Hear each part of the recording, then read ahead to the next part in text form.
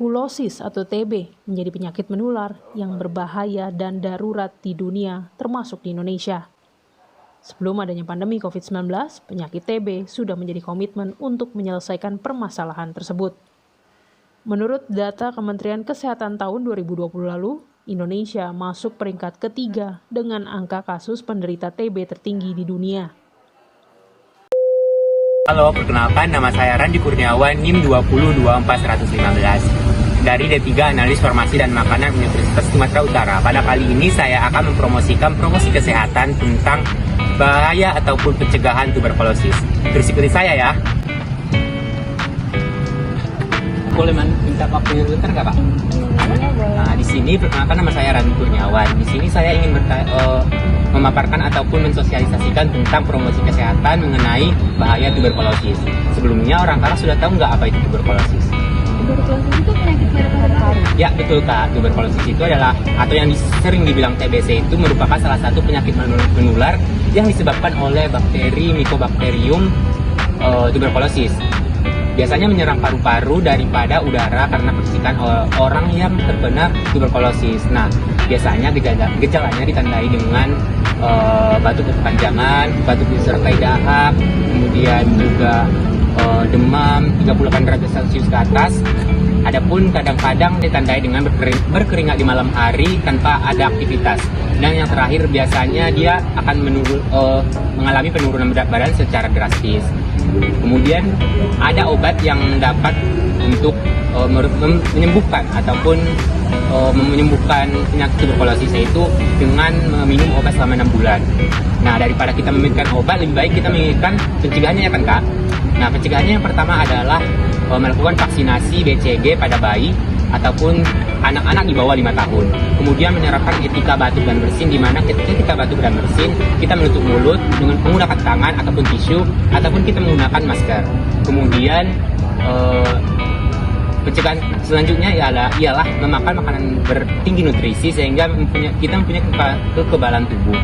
Kemudian yang terakhir adalah menjaga lingkungan agar tetap bersih, di mana sirkulasi udara tercukupi dan sinar matahari memasuki rumah. Nah, sebagai salah satu upaya untuk mencegah tuberkulosis, saya ingin punya proyek Kak, ini untuk membagi-bagi masker buat kakak sekalian. Terima kasih ya Kak. Nah, itulah salah satu video tentang pencegahan tuberkulosis. Untuk teman-teman sekalian, cegahlah tuberkulosis dan tetap hidup sehat. Terima kasih. TBC atau tuberkulosis merupakan salah satu penyakit menular yang disebabkan oleh infeksi bakteri Mycobacterium tuberculosis. Nah, biasanya bakteri ini ditularkan melalui udara dari percikan penderita TBC yang mengendap di udara.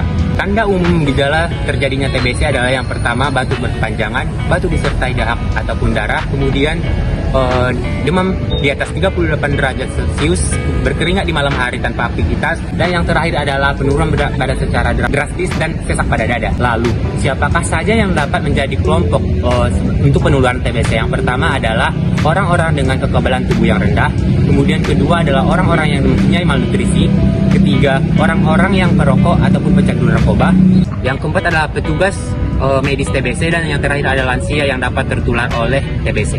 Lalu, apakah tuberkulosis dapat disembuhkan? Tentu saja bisa, yaitu dengan meminum obat anti tuberkulosis hingga kita sembuh, yang dapat memakan waktu hingga 6 bulan. Daripada kita memikirkan tentang bagaimana penyembuhan tuberkulosis, lebih baik kita memikirkan bagaimana cara untuk mencegah tuberkulosis tersebut.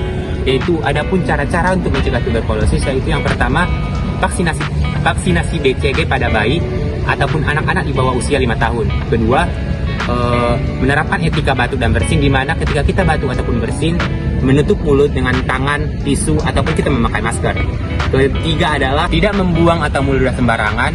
Keempat, menjaga lingkungan agar tetap bersih dan sirkulasi udara yang terhindar dari kuman ataupun bakteri. Dan yang terakhir adalah memakan makanan banyak nutrisi agar tetap sehat dan bugar. Menurut kalian, apakah informasi ini berguna? Tetap jaga kesehatan dan stay healthy. Terima kasih.